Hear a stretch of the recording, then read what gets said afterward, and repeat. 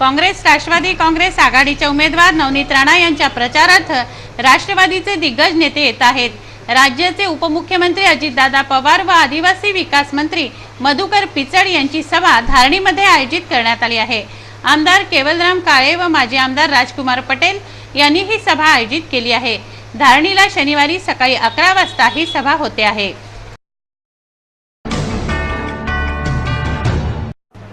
योगगुरू रामदेव बाबा यांचं शुक्रवारी सायंकाळी अमरावतीत आगमन झालं। महानगरात आगमन होताच त्यांनी पत्रकारांशी संवाद साधला।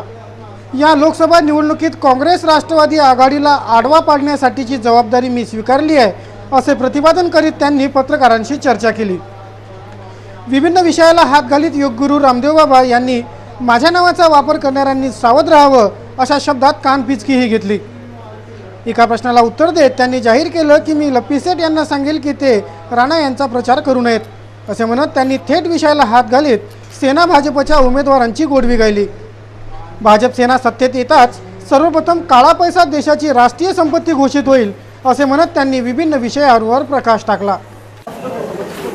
वो लोकसभा में विजयी हो, उनको अपना आशीर्वाद देने, उनको अपना समर्थन देने के लिए आए हैं, क्योंकि देश इस समय एक सामाजिक, सांस्कृतिक, आर्थिक और राजनीतिक अराजकता के दौर से गुजर रहा है और इस समय देश में एक बड़े राजनीतिक परिवर्तन की आवश्यकता है। नहीं तो 67 सालों में जिस तरह से कांग्रेस ने इस देश की दुर्दशा की है, देश की अर्थव्यवस्था को तबाह कर दिया, जल जंगल जमीन पूरा हिंदुस्तान नीलाम कर दिया, यूपीए 1 और 2 में तो लाखों करोड़ के घोटाले और उन घोटालों का नेतृत्व किया घोटाला सरगना सोनिया गांधी ने। एक ऐसी लुटेरी बहू हिंदुस्तान में आ गई जिसने पूरा ससुराल लूट लिया और पियर भर दिया। ऐसा हिंदुस्तान में कभी हुआ नहीं था कि ससुराल लूट करके और पियर भरती हो कोई बहू। राजनीतिक पाप तो सोनिया गांधी ने देश में किए ही है, उसके साथ साथ धार्मिक और सांस्कृतिक पाप भी किए। पोप को यहां बुला करके किसी राष्ट्राध्यक्ष से भी ज्यादा सम्मान देती, मुसलमानों के पास में भी जाकर के एक मजहबी आग को, सांप्रदायिकता के उन्माद को भड़काना चाहती है। वो पोप का सम्मान करे, वो एक बाबरी मस्जिद का इमाम ने सारे देश के इमामों का सम्मान करे, हमको आपत्ति नहीं, लेकिन हिंदू साधु संतों का अपमान करती है और भारतीय संस्कृति को मानती ही नहीं। ये तो नेहरू खानदान का ही पूरा असूल है। नेहरू जी स्वयं को नास्तिक कहते थे, रामायण और महाभारत को वो एक उपन्यास की तुलना देते थे और राम और कृष्ण के नाम पर वो इस देश में नाटक चल रहा है।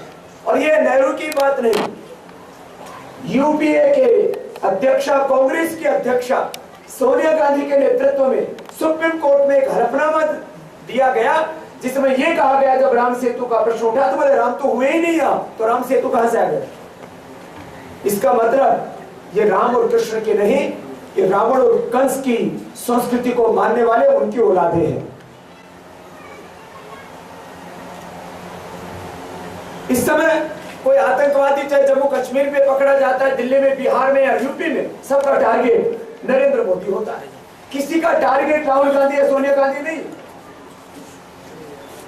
देश को कांग्रेस सांप्रदायिकता की आग और उन्माद में धकेलना चाहती, लेकिन हमने कहा हम इस देश में सांप्रदायिकता को मुद्दा नहीं बनने देंगे। मुद्दा इस देश में लाखों करोड़ के घोटाले जो यूपीए ने किए, मुद्दा इस देश में महंगाई, बेरोजगारी, गरीबी, मुद्दा है काला धन, भ्रष्टाचार और भ्रष्ट राजनीतिक व्यवस्था, देश की बदहाली, देश की असुरक्षा। और हमने आदरणीय मोदी जी को और उद्धव जी को इसलिए सपोर्ट किया क्योंकि वो इस देश में से महंगाई, बेरोजगारी, गरीबी, असुरक्षा को खत्म करके इस देश को खुशहाल बनाना चाहते हैं। वो भ्रष्टाचार मिटाना चाहते हैं, वो काला धन देश को दिलाना चाहते हैं। हमारे इन सभी मुद्दों पर आदरणीय मोदी जी से लेकर के राजनाथ जी, आडवाणी जी, सुषमा जी, जेटली जी, आदरणीय गडकरी जी, सभी ने सहमति जताई। आदरणीय उद्धव जी भी इन मुद्दों से पूरी तरह से सहमत हैं। और भाई आनंदराव अडसूल जी से, यद्यपि इन मुद्दों से वो पहले से ही सहमत थे, लेकिन हमने कहा कि भाई हम कालाधन, भ्रष्टाचार और व्यवस्था परिवर्तन के सभी मुद्दों पर हम लिखित समर्थन लेंगे, जिससे कि कोई मुकरने की संभावना ना रहे। वैसे तो उद्धव जी का और मोदी जी का ये ट्रैक रिकॉर्ड है कि जो कहते हैं वो करते हैं। इसलिए हमने पिछली बार जब आए थे महाराष्ट्र में तब भी कहा था हमारा समर्थन बीजेपी को है, शिवसेना को है, अकाली दल एनडीए को है। यहां अमरावती में कुछ बाबा के नाम से दूसरे लोग भी वोट मांगने की कोशिश कर रहे हैं, तो हमें स्पष्ट कर देना चाहते हैं, हमने राजनीतिक तौर पर और नैतिक तौर पर, सामाजिक तौर पर और आध्यात्मिक तौर पर भी आदरणीय उद्धव जी को समर्थन दिया है, पूरे महाराष्ट्र में दिया और ठोक करके दिया। कोई लाग लपेट वाले बात नहीं, यहाँ कोई बैकडोर से हम कोई काम नहीं करते, कोई यहाँ पर अंडरग्राउंड कोई काम नहीं होता, सब ओपन ग्राउंड में होता है हमारा समर्थन भी और विरोध भी। सोनिया गांधी के साथ उनकी गलत नीतियों के खिलाफ, गलत नियत और गलत नेतृत्व के खिलाफ विरोध है तो खुलेआम विरोध है, यहाँ कोई लुका छुपी का खेल नहीं है। और भाई आनंदराव अडसूल जी को भी हमने आशीर्वाद दिया है, इनको समर्थन दिया है, साथ दिया है तो खुलेआम दिया है। और क्योंकि पत्रकार वार्ता में कोई आचार संहिता लागू नहीं होती, इसलिए इनको बगल में बैठाया। यहाँ योग दीक्षा सभा भी रखी है और देश को बचाने के लिए हम आह्वान भी करेंगे कि बेईमानों का राज खत्म हो। जो कांग्रेस करप्शन, कालाधन, कंस और रावण का प्रतीक बन चुकी है, ये तो रावण और अंग्रेजों से भी ज्यादा गए गुजरे। कम से कम रावण ने तो दौलत लूट के लंका में रखी और अंग्रेज लूट के अपने देश में लेके गए थे, तो सारा देश लूट के विदेशों में लगा था। 16 करोड़ का व्यापार जमा किया, 900 लाख करोड़ के देश के अंदर 1000 लाख करोड़ की लूट की है। जिस खानदान ने और हिंदुस्तान को दरिद्र बना के रख दिया, उस खानदान को इस बार माफ नहीं करना। महाराष्ट्र के लोगों ने हमेशा जब भी कोई बड़ा परिवर्तन हुआ तो प्रामाणिक भूमिका निभाई है, और मराठों ने तो जाकर के पानीपत तक लड़ाई लड़ी है, और वहीं का पानीपत से अभी आ रहा हूं मैं। तो अब हमको जाति के नाम पर वोट नहीं करना, मजहब के नाम पर वोट नहीं करना, दारू और पैसे के लिए वोट नहीं करना, देश के लिए वोट करना। इस अभियान के तहत हम यहाँ पर आए हैं। और अभी हम कोई पत्रकार भाइयों का कोई प्रश्न होगा तो हम आमंत्रित आपने अभी कहा कि यहाँ पर आपके नाम का कोई इस्तेमाल करा है, आप स्पष्ट रूप से नाम किसका लेना चाहते हैं, किसका नाम? भैया, हमारे यहाँ पर सामाजिक, आध्यात्मिक, राजनीतिक प्रतिनिधि के तौर पर आनंदराव जी हैं, बाकी सब हैं। कोई भी हमारे नाम का इस्तेमाल करता है तो उससे हमारा कोई संबंध नहीं। आपने कन्यादान किया था? अरे कन्यादान तो बाबा जी तो सोनिया गांधी को भी कन्यादान कर देता लेकिन उसके कर्म तो ऐसे हो। तो भैया बाबा जी के लिए सब एक जैसे हैं, लेकिन राजनीतिक प्रश्न जो है उसमें देश को आगे रखना पड़ता है। तो हमने ये बात पूरी तरह से स्पष्ट कर दी है और हम अपनी मर्यादा का अतिक्रमण नहीं करना चाहते, इसलिए कठोर शब्दों का इस्तेमाल नहीं करना चाहते। स्वामी जी, आप सामूहिक विवाह के वक्त यहाँ पर अमरावती में आए थे, उस वक्त आपका अभी दामन छोड़ चुके जो आपके शिष्य है, जो चेले है? नहीं, हमने छोड़ दिया। वो क्यों छोड़ दिया? आपने छोड़ दिया। तो उन्होंने घोषणा की थी कि 100 प्लॉट दिए जाएंगे लोगों को। उसके बाद एक प्रेस कॉन्फ्रेंस में आपका नाम लिया गया कि बाबा जी के आदेश पे 100 प्लॉट ना बांटे किसी को, ऐसा आदेश बाबा जी ने। मैंने प्लॉट ना बांटने के लिए या बांटने के लिए कोई आदेश नहीं दिया।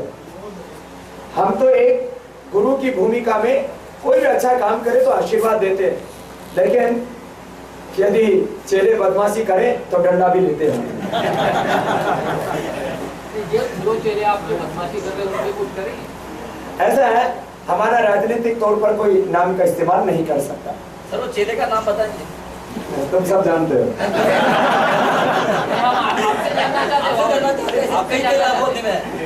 ऐसा देखो, गुरु युग धर्म और राष्ट्र धर्म के अनुसार शिष्यों का वर्ण करता है, तो हमने युग धर्म और राष्ट्र धर्म के अनुसार आनंद राव जी का वर्ण कर लिया, उद्धव जी का वर्ण कर लिया। वो तो बराबर है, चेले का नाम यही तो शिष्य है हमारे। उद्धव जी भी हमारे शिष्य हैं। उनके गुरु के साथ हमारे, देखो सबके गुरु बाला साहब ठाकरे थे, उनके साथ हमारे एक आत्मीय संबंध थे, बराबर के रिश्ते थे। अब जो बच्चे हैं वो सब हमारे शिष्यों की तरह। ये आपके नए चेले हैं, पुराने चेले जिन्होंने विश्वासघात किया वो कौन है, उनका नाम हम जानना चाहते हैं। इसमें तो आनंद राव जी नहीं है ना। आपका सब हमें पता है, लेकिन हम आपसे जानना चाहते हैं। मुझे आपका सब कारोबार यहाँ पे हमारा कोई कारोबार नहीं है। देखो हमारा एक ही धर्म है, देश। बाबा की ना एक ही जमीन, ना एक रुपए, बैंक बैलेंस। हमने स्वदेशी का काम किया तो महात्मा गांधी के सपने को पूरा किया। महात्मा गांधी स्वदेशी का काम करते हैं तो कांग्रेसी उनको राष्ट्रपिता कहते हैं। अरे हम स्वदेशी का काम करते हैं, राष्ट्रपुत्र तो कहो, हमको व्यापारी कहते हैं, बदमाश कहीं के।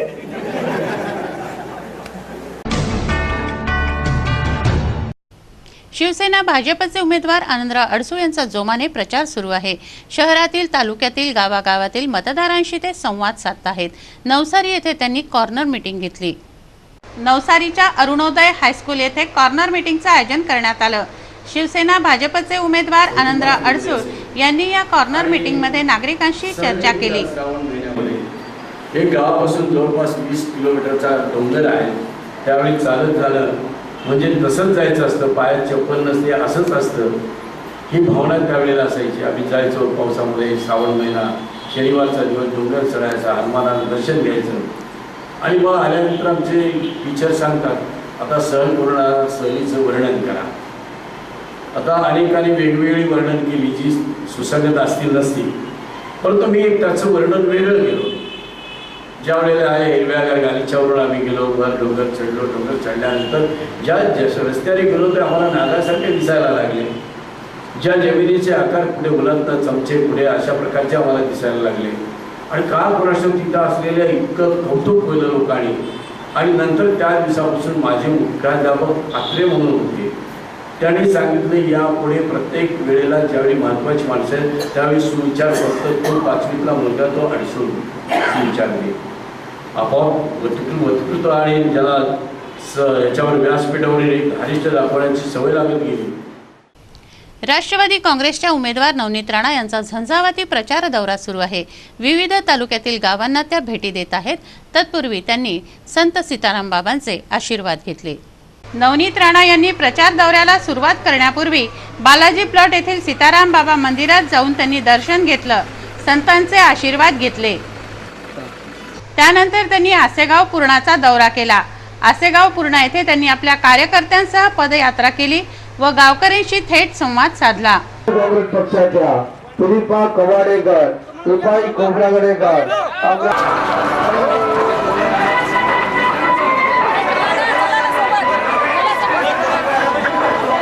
जनतेच्या भेटी करता आसेगाव पूर्णा येथे आलेले आहे।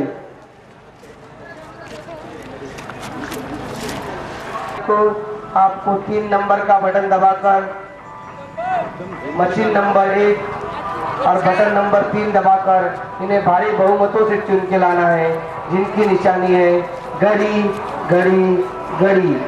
अमरावतीला आशीर्वाद घेण्याकरता आपल्या दारात समोर येत आहे।